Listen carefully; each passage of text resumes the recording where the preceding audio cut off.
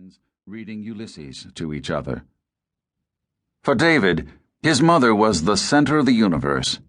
She cooked his favorites, roast beef and macaroni and cheese, and baked his chocolate birthday cake, and drove the children where they needed to go in her VW Bug. Later, after an accident, she replaced it with a Gremlin. She made beef bourguignon on David's birthday and sewed labels into his clothes, some of which Wallace would still wear in college. No one else listened to David as his mother did. She was smart and funny, easy to confide in, and included him in her love of words. Even in later years, and in the midst of his struggle with the legacy of his childhood, he would always speak with affection of the passion for words and grammar she had given him. If there was no word for a thing, Sally Wallace would invent it. Greebles meant little bits of lint, especially those that feet brought into bed. Twanger was the word for something whose name you didn't know or couldn't remember. She loved the word fantods, meaning a feeling of deep fear or repulsion, and talked of the howling fantods, this fear intensified. These words, like much of his childhood, would wind up in Wallace's work. To outside eyes, Sally's enthusiasm for correct usage might seem extreme.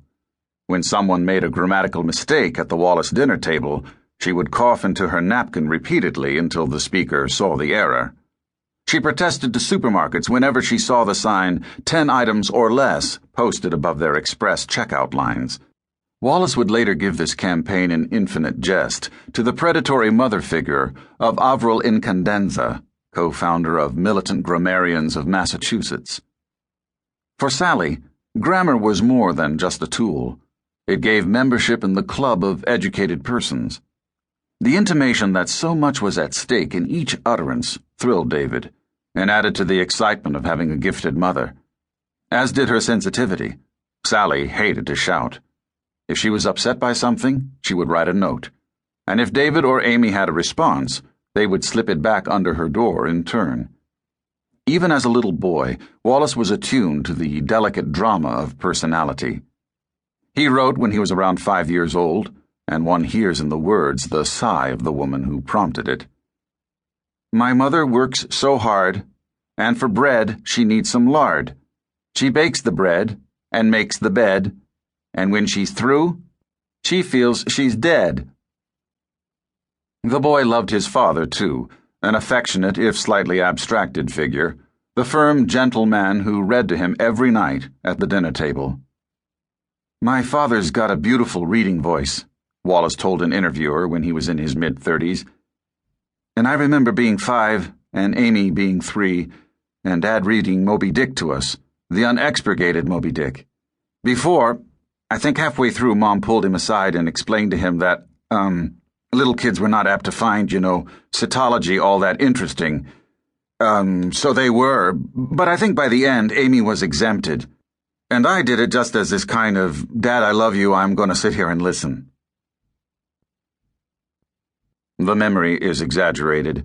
Wallace's father says he knew enough not to read Moby Dick, certainly not its duller parts, to small children.